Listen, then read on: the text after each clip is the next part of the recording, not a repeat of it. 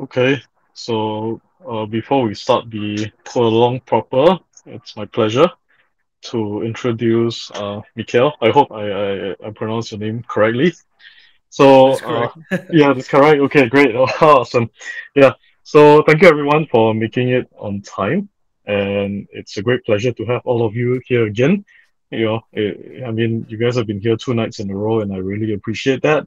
So, I think it's because you guys, we also have the poem at the end of it, right? So, Mikhail, we've been just trying to get people to come and hang around just so they can also have a claim to the poem.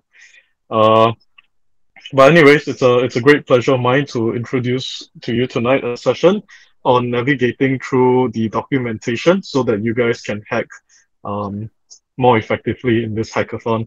So, Mikhail, please take it away. Let me just stop sharing. Alrighty. All right, thank you so much. All right, all yours. Right. Let me share my screen. Yes. Infinite loop. Alright. Hello, guys. I am Michiel Mulders. I am a developer advocate at Hedera, also Swirds Labs. And my session today is about navigating the Hedera docs. And I will also give you a coding session to help you get started with Hedera. So, what will I be covering today? I will introduce you to the docs. I will show you where to find specific information. I will show you how to use Gitbook Lens, which is like a built-in feature that Gitbook released to make it easier to find information using AI. I will also show you our contribution guidelines. So if you are hacking and you find a mistake in our docs or you think something can be improved, you can open up an issue and help the community forward. Then I will do the live coding session under bullet 5, getting started with Hedera. And I will show you a couple of ways where you can find support if you're stuck or you want to have some input on, for example, your code architecture or your setup. And then there is like time for Q&A. So let's get started. And I will first introduce you to the Hedera documentation. And it's a bit easier to just show you, well, the actual documentation. So if you go to docs.hedera.com, you will end up on our landing page for documentation where you get like a quick overview of the information you can find. All of these links, they actually just go down the page. So the Learn the Basics section explains Hedera concepts, how it works, what we are. It explains, for example, proof of stake. It explains our limits. So this is more about like what is Hedera and provides you with background information. This section, specifically the core concepts, is interesting because it explains concepts like what is an account, what is a key, which key system do we use. And then there is a Hedera ecosystem page, which provides like a bit of an insight into the different applications that are running on Hedera and, well, yeah, just in general, the ecosystem.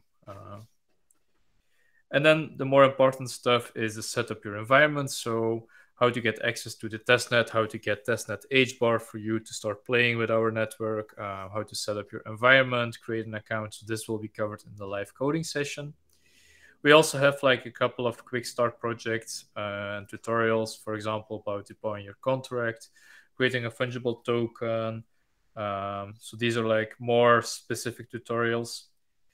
There's information about the different services we have, like the token service or the consensus service. EVM compatibility if you're an Ethereum developer or an EVM developer. And then also very important, we list the different tools and integrations. So network explorers you use to find information about transactions, which wallets do we support, which wallets can be set up, which integrations do exist. For example, integrating it in your front end. We have a network bridge provided by Hashpart. And for example, how to run your local node. It's generally not necessary, but if you want to do some advanced testing, you might want to set up your own local node and copy some of the data locally. Might be useful for like running a front end that relies heavily on network data. So let me dive a bit deeper into each of the sections. So the getting started section is the place where you want to go if you want to get started with Hedera, like account setup, environment setup. I will cover this later. Then there is a tutorial section. Oh, sorry. So this has like servers or feature specific tutorials. For example, if you click on consensus, you will learn how to submit your first message, creating private topics, and like querying the mirror nodes. So these are like topic or like feature specific tutorials. Then we have like the network section. For example, you can find information about the mainnet and the testnet, the different fees that apply, which network throttles do we apply to the different transaction types. So if you're running into a limit, for example, you might want to check out this page because it provides a lot of information about the network in general. And for example, the fees page is also interesting. First of all, it tells you that like one H bar is equal to 100 million tiny bars. It shows you the fees. For example, if you're creating a token, so the token service, you can find the fees for all the different operations you can execute with the token service. Like creating a new token costs you exactly $1. Submitting a message to a consensus topic costs you like 1/10,000 of a dollar. So all of this information can be found here if you want to calculate it. Further, there is this page about the network explorers. So these are the explorers you can use to find data on our ledger. So for example, you want to look up a specific transaction, you can use either of those explorers. And the release notes section. So if you want to know when something new has been released, you can always check out the release page. So each version will be listed here. And we always have like a mainnet and a testnet update. So first we deploy it to the testnet. And once that's successfully verified, we will also deploy it to mainnet. So you can always find the date when a new version has been deployed to a particular network, together with the fixes or new feature implementations that are attached to this release. And if you click through on the linked issue, you can also find like the implementation details, the code, and just in general, the issue related to this release. Then we can go into the core concepts. This is like the more contextual background information about our network. So for example, the concept of accounts. What is an account? How is it constructed? How do you create an account? Like all of this information is explained here, which are the different account properties you can find. For example, you can find information about Hashgraph consensus algorithm, what are mirror nodes, all of this information is here. So then probably one of the most used pieces of our documentation is the SDKs and APIs section, which basically acts as our reference documentation. So whenever you're working with our network, you want to send, for example, a new token transfer transaction, you will use one of our SDKs. So we provide SDKs for Java, JavaScript, Go, and also in Swift. We have a couple of ones also maintained by the community. And all of the functions are explained in this section. So for example, let's grab the token service and I want to create a token. And this will open up like the reference docs for creating a token. For example, which properties can you set for a token? I can set a name. You can set the number of decimals, the initial supply. All of the properties are explained, what they do. If you scroll further, there are also transaction signing requirements. So which key needs to sign when you set a certain property? What are the fees associated? And which methods can you use? So for example, as I said, decimals, you can use the set decimals function. It expects an integer and it's an optional field to set. So if you're unsure which field you need to set and what field or like data types are expected, the information can be found here. And if you scroll even further down, you can find code snippets in Java, JavaScript, and Go. So you can basically copy these code snippets. Obviously, you need a bit of like surrounding code. This is like the raw code snippet, but it gives you a good example of how you can create a token on this page. So then there is also the REST API. And the REST API is hosted by a mirror node, and mirror nodes are the nodes that are like storing or archiving all the data that happens on our network. So consensus nodes are in charge of like accepting transactions and maintaining consensus, but they won't store the historical data. Historical or like data requirements are offloaded to our mirror node, and they expose a REST API. So for example, you want to access all transactions or you want to find a specific transaction, you will go to this URL and the different endpoints will return you the data you want. So this section shows you like all the functions, like endpoints that are available. For example, this one here, API v1 accounts. This endpoint will return all accounts on the network. And then you can expand it and you will find like the different query parameters that you can set. For example, I want to find an account with a balance equal to exactly 100 HBAR, or I want to find an account with the ID equal to the ID I pass. So these are the parameters and the expected response details. So yeah, all the endpoints are listed here, and they're grouped by functionality. So you have accounts, transactions, tokens, topics, all of it can be found there. And then there is also the Hedera API. You might wonder what's the difference between REST API and Hedera API. So the REST API is related to the mirror node, which is like only used for like querying, retrieving information. And Hedera API is the API hosted by the consensus nodes to accept new transactions. And basically, an SDK is built on top of the Hedera API because it's much easier to use an SDK to send a transaction and set all the properties than formatting a raw request yourself and sending it to our nodes. But in case you still want to do it, you can find like the implementation details of all of the different API endpoints. There's one thing that particularly is interesting, and it sits under miscellaneous. If you go a bit down, the response code. So sometimes you might submit a transaction using the SDK, and it will return, like, for example, invalid transaction, or it will say invalid signature. So if you don't know what a specific error code means, you can always go to the Hedera APIs section under miscellaneous response codes, and you can find the corresponding explanation for your response code. So for example, if you receive invalid signature, it often means that you have forgotten to sign a transaction with a specific signature, or you use the incorrect signature. Yeah, so a couple of interesting ones are insufficient transaction fee, so you didn't send enough of a fee with your transaction. Yeah, and there are quite a few to learn from.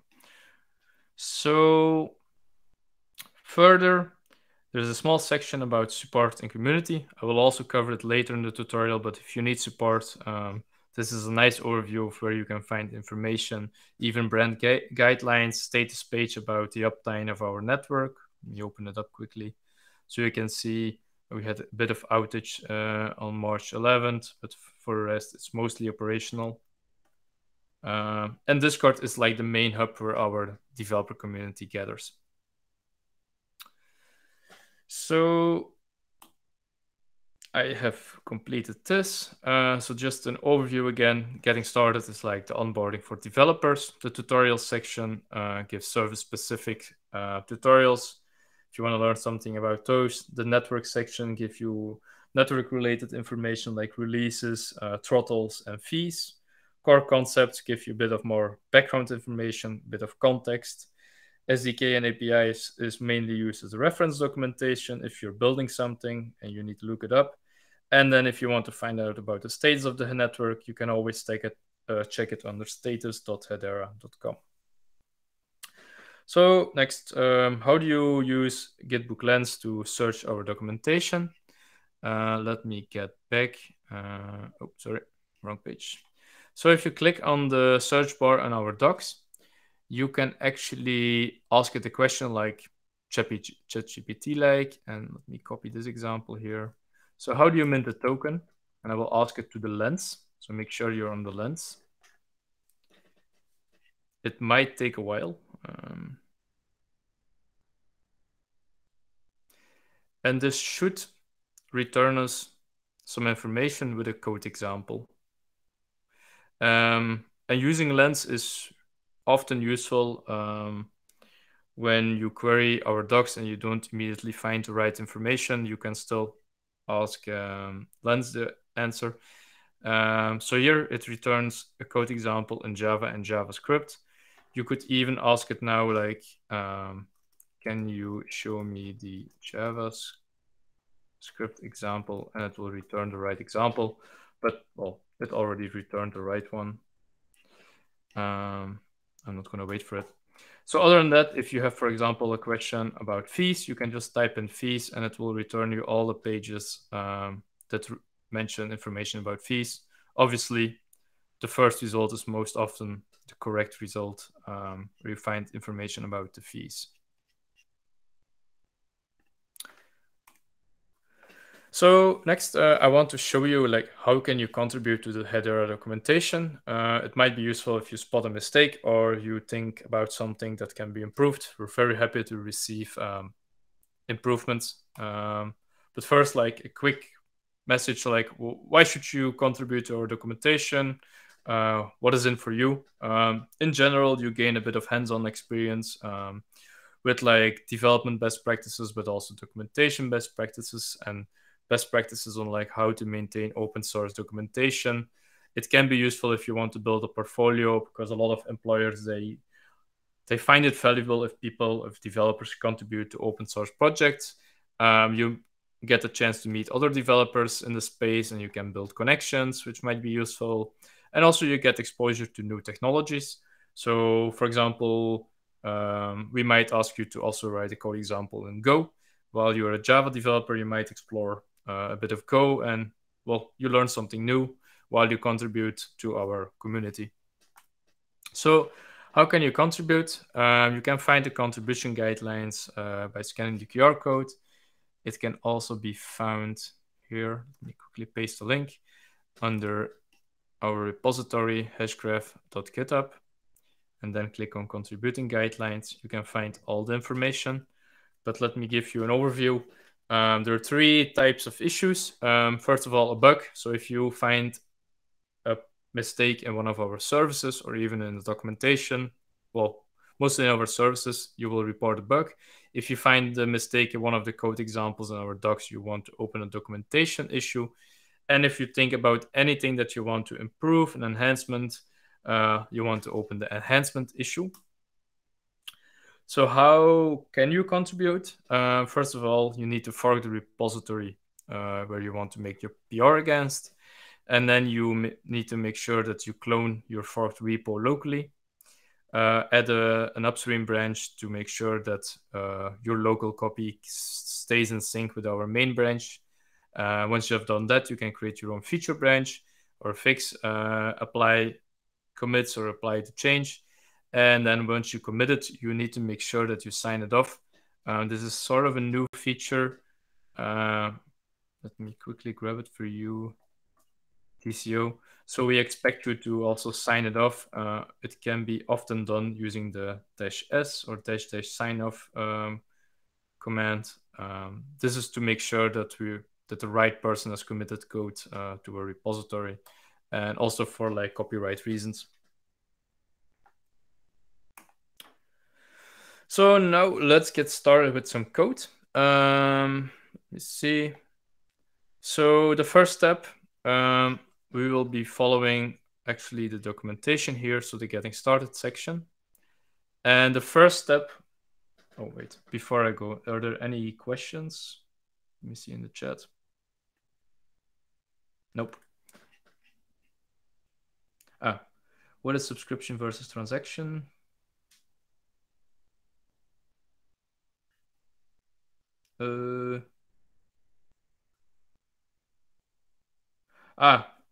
Is this related to the consensus service, you mean? PV. Okay, I'll cover the question later. So the first step that we need to do is go to the Hedera portal. And the portal acts as a faucet. It's like a common word in the blockchain space. And this is the place where you can get like testnet HBAR. So it's a fuel for our network and you use it to send transactions on the network. The thing you need to do is you need to go there and create your account, fill in your email, and you will get like a verification code. And once you paste in the code, you will get a new account. And this is the page you will see. And each account will be topped up until up to 10,000 testnet HBARs each 24 hours, so each day, basically. And you will get like an EVM address, a private key, your public key, and the attached account ID. For our tutorial, you will need the private key and you will need the account ID. These are the two main things you need to get started. And it's also interesting to understand that a key pair is initially not linked to an account ID. So you can generate as much key pairs as you want, but only when you send like a account create transaction on our network, you will receive an account ID that corresponds to your public key. I will show you later. So first, let's get started with our environment setup. And I will open up my code window as well. I already have a bit of demo code in here to make things a bit easier. So what I did is I created an index.js file and an env file. The env file already holds the correct private key and account ID. And my index.js file has imported some functions from the SDK. And I've also required the .env package to load my .env variables and just created one function that I call below that will wrap all the code in this workshop. So let's get back. So the first thing that we want to do is initialize our repository. There we go. So this will create a new package.json file. There we go. And the next thing we want to do is install the Hashgraph SDK. You can choose between npm and yarn. And then we also want to install .env because we want to load our account ID and private key from the env file for security reasons.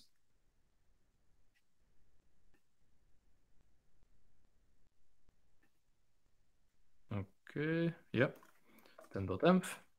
All right, so now we have the right packages. You need to create the index.js file.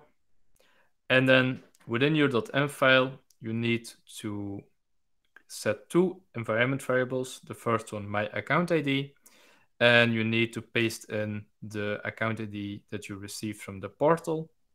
So the one shown here. And then you create a new variable, my private key, and you need to assign it the there encoded private key. So once you have done this, you're set up to get started developing on Hedera. So the first thing that you want to do is copy this code. And we will use it to verify if we have imported our variables correctly. So what this code does is it loads the account ID and private key from the env file, and it verifies if both variables aren't empty. If they are empty, it will throw an error. So let's make sure we don't get it and we reach this step. Now let's execute it. All right, so it loaded my environment variables correctly. So next we need to create a testnet client object. Let's copy the code again. Let's paste it below. Let's format it properly. So the first thing you do is you create a client object, and this is imported from our SDK. And you tell the client object that we want to use the testnet. The next thing you have to do is you have to set the operator, and it expects an account ID and it expects a private key. So as you can see, I have assigned the account ID I've loaded and the private key as the operator. Further, I am also telling the client object what the maximum transaction fee is that I want to pay. So I don't want to pay more than 100 HBAR per transaction. And you can also use the client object to query the consensus nodes, and I don't want to spend more than 50 HBAR. Why am I doing this? I don't want to suddenly spend a lot of money on queries and not knowing that I'm paying like 100 HBAR for the query. So this is like some kind of a safety mechanism to avoid you spending a lot of money sending queries. And also important to understand, why are we setting an operator? The operator for the client object will be paying all the transaction fees. So for example, you create a new token, and this token creation costs $1. My account with my account ID will be paying for this fee. So you might be transferring funds from Alice to Bob. It's not necessarily that Alice will be paying the transaction fees. Actually, my account ID will be paying the transaction fees for Alice to transfer funds to Bob, because I have assigned my account as the operator. It would be different if I set Alice ID here and Alice private key. Then Alice would be paying also for her own transaction. So this is important to understand, that the operator is always paying for the transaction fees. So once you have done this, you have always a code check in the tutorials, which is pretty handy. You can copy like the full code here, and you can also see some sample output for running the code. So now let's go to the next step. And now we want to create a new account. So the goal of this tutorial is sending some funds from the account we already have. So my account ID to a new account we create. And to do this, we need a private key object from our SDK, and we also need the account create transaction. So first, you need to generate a couple of new key pairs. So let's add this piece of code. So let's create a new account. And to establish a new account on the chain, we need the account create transaction. There we go. Let me format it. And what's happening here is we are using the private key package to generate a new key pair. And as I told you, it doesn't mean when you generate a new key pair that it exists on the chain. So in order to assign it an account ID, we have to send an account create transaction, and the operator will be paying for this transaction. So we can also give it an initial balance. So we're giving it 1,000 tiny bars as an initial balance. So this 1,000 tiny bars are also coming from our operator account. And the setKey function allows you to tell the transaction or the network which account you want to give a new account ID, which key pair you want to give a new account ID. So there we go. And then obviously we want to know if the transaction was successful or not, and what the actual account ID is. So whenever you send a transaction to the network, you can request a receipt.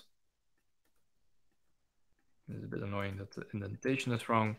You can request a receipt, and this receipt will contain the status. So I think if you say status, it will also have the status, but it also holds the account ID that you have just created. And this is the information that we actually want.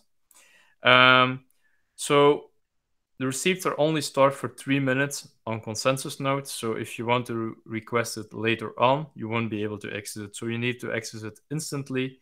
If you want, again, long-term storage, you need to access the mirror nodes. That should be it. Yeah. And then there is like an extra step that we can do. We want to verify the new account balance. So let's copy this code as well. So what's happening here is, once we have created the new account on the network, we want to verify that the account actually got 1,000 tiny bars from our operator account. And we can send an account balance query to the node. And we want to query it for our newly created account ID. And then let's print the result. So, all right, this should work. Let's run the code. And there we go. So it created a new account with the ID 0.0.123, etc. And as you can see, the account balance is 1000 tiny bars. So to make it easier to complete this tutorial, let's copy this account ID. And let's remove some of the code we don't need anymore. So all of the account create code and the create keys we don't need. So let's put it in comments. There we go. And now let's just create a new variable account ID and assign it our newly received account ID. So again, if you want to see the full code, you can also find it here. And the expected output can also be found here. So in this step, we now have a new account and we have our operator account. We want to transfer some funds from the operator account to the newly created account. So to do so, we will use a transfer transaction. We need to import this again from the SDK. And we need to explicitly tell the network which account we are taking 1000 tiny bars from and which account we want to assign 1000 tiny bars. So it's important that a transfer transaction is always a zero-sum game. So as you can see, we're giving away 1000, but we're also reducing an account by 1000. So in the end, the sum of both numbers is 0. So let's copy this code. Let's go back to our code. It's formatted properly. I see the variable is called new account ID. So let's make sure to assign the right name to it. And transfer transaction, did we import it? Yeah, it's correctly imported. So we're now transferring 1000 tiny bars to our newly created account. And again, we want to verify if our transaction reaches consensus. So we want to get the receipt, and we will print this time the status to string. So let's copy this piece of code. And there we go. Yeah, that's it. So now, and maybe we also want to print the transaction ID, the transaction receipt. Is it?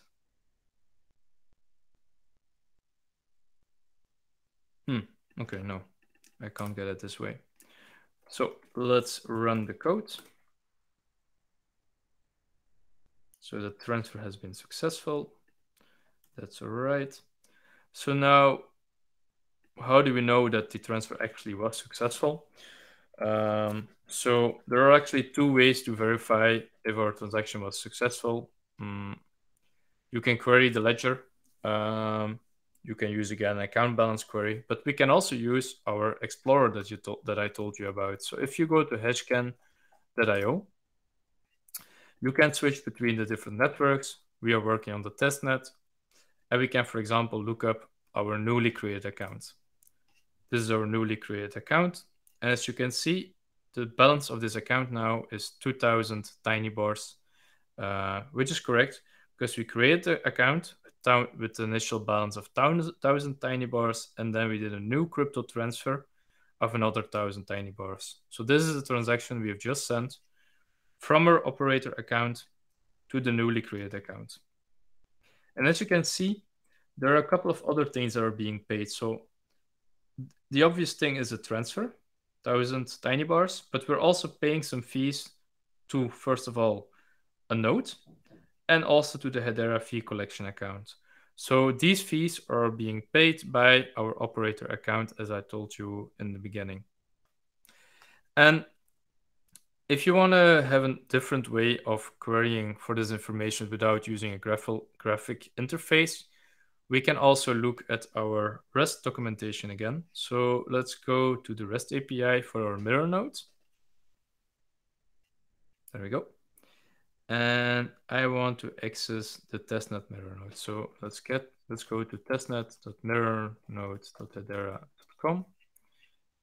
And for a moment, go here.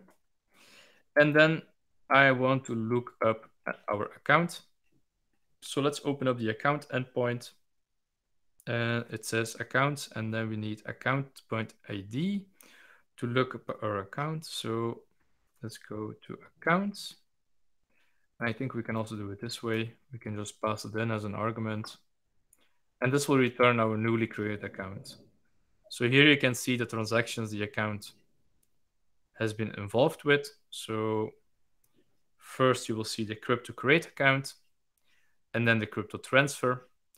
And I think the balance here. So you can see all the transfers that have been involved. So we sent 1,000 tiny bars to this account. Our operator account has paid this much as a fee. This is the total he paid. This is the fee he paid to our fee collection, and this is the fee he paid to our consensus node. Is there anything else that I wanted to show? So we can actually, I think, copy the consensus timestamp as well. And if we go back to our REST API, let me zoom out a bit on this page, then you can see on the right, we also have a quick navigation. And I want to look up our transaction now. So let's go to the transactions endpoint. And I want to look up a transaction. Let's open both for our account. So let's see if we can, oh yeah, we can limit by account. So there's a query parameter account ID. And this will return very similar information, transactions, and then account.id equals our account ID. And it will return all the transactions for our account. So these are two quick ways for you as a developer to use APIs to retrieve information, which is often very useful if you're working with the front end and you want to load the history for a user that has been using your application. Instead of using a graphical interface like Hashcan, you can use it. You can do it through our consensus nodes, which to our mirror nodes, which are free to query. So let's go back. So that was also the end of our tutorial, which is covered here. Yeah. So let me go back to my slides. So just to reiterate, what's the difference between the consensus nodes and the mirror nodes? Consensus nodes are the ones that are running the network, and they are doing the actual consensus. So they are receiving transactions and they're writing it to the network, but they are not storing this information. However, they will store receipts for up to 3 minutes. So you can always query for the transaction status, but after 3 minutes, the receipt will be removed. And if you want to retrieve the historical state information like a transaction or what is the balance of an account, it's always better to use a mirror node because it's free to query and it's read only. So they are storing the information about our network. And we have done this to maximize the performance because if our consensus nodes also have to store like all the information that's happening on our chain, it will dramatically impact our throughput. So what if you get stuck or you need some support or you want some validation or input on your IDs? There are a couple of ways to get support. The first one is Stack Overflow. If you have a specific question, you can always post it to Stack Overflow and make sure to tag it using the Hedera Hashgraph tag.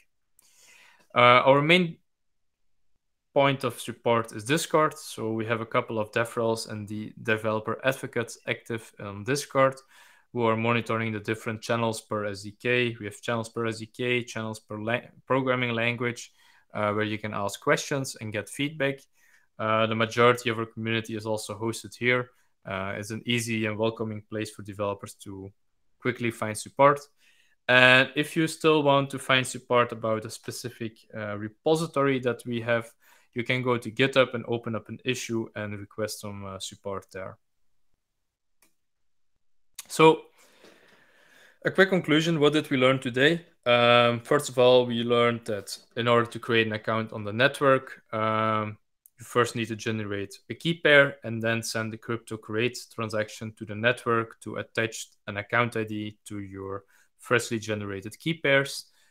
In order to get testnet hbar, you need to use the Hedera portal. I actually didn't show you the page, but it's under portal.hedera.com where you can sign up.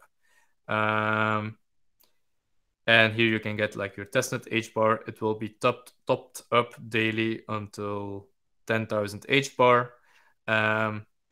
When you're creating a client object, you always need to set a private key and an account ID, and this operator account will also be paying for all the fees you're sending using that client object. And lastly, when you're transferring funds, make sure it's always a zero-sum transfer. So make sure to send 1,000 hbar, but also remove 1,000 hbar from someone else's balance. So, well, it's time for some Q&A. Let me open up the chat again. I see. So yeah, we have two different services. We have submitting messages and submitting transactions. So let me open up the docs here. So the consensus service lets you create a topic and you can view it as a message bus or like a Kafka type of system where you create one topic. You can even protect it with a submission key. So only one key can submit messages here. And they will be protected, or like they will receive a consensus timestamp. So you can submit thousands of messages within one channel. And it can be useful for applications like supply chain tracking or applications that rely heavily on the order of events and need to execute logic based on events. So if you're interested in this, you need to use a consensus service. Transactions in general are referring to transferring funds like a token or your first NFT. Are there any other questions?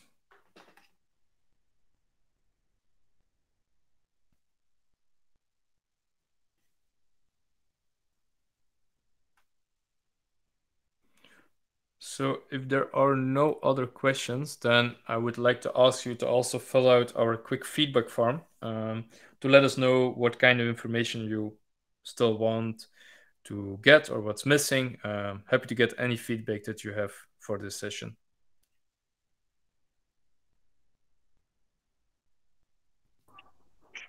Thank you, Michiel, for the amazing. Well, this is a very clean and it's a great talk. I love it. Very simple, straight to the point.